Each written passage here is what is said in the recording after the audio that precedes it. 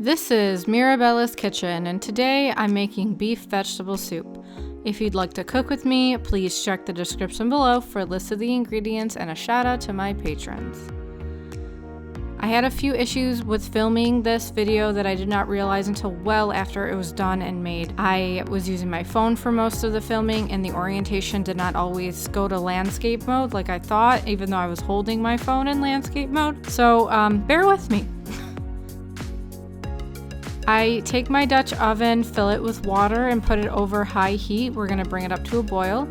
I'm taking 2 pounds of beef short rib and adding it into the water, so I had 4 ribs. I take half a lemon and squeeze it into the water with the meat, and I add about 1 tablespoon's worth of freshly ground black pepper and about 1 tablespoon of coarse kosher salt. I then cover it and let it come up to a boil.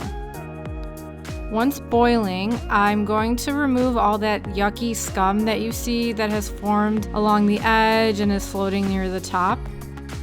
And I do this until it's clear.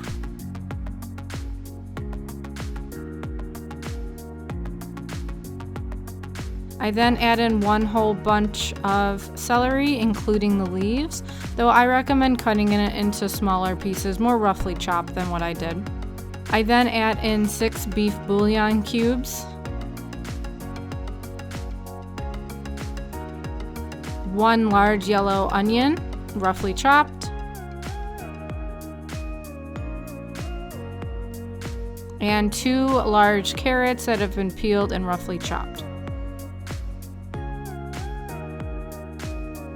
I also add a 15-ounce can of crushed tomatoes.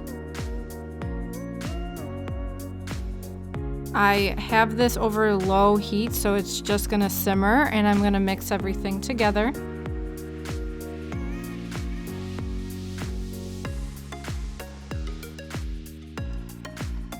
I cover it so there's just a crack with the lid, and this is gonna cook for 3 hours, stirring occasionally. And that's my sous chef-ing.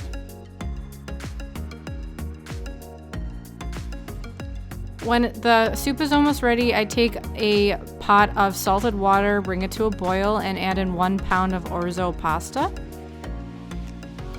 Cook it till al dente.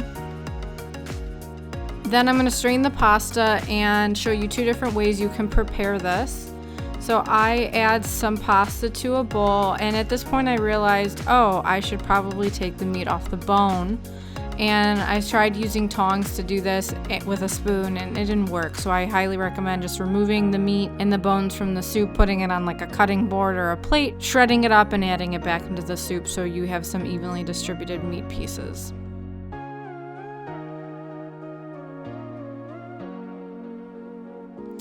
So once everything is kind of shredded for the meat, I add a few ladlefuls of the soup with the vegetables and some meat into the pasta.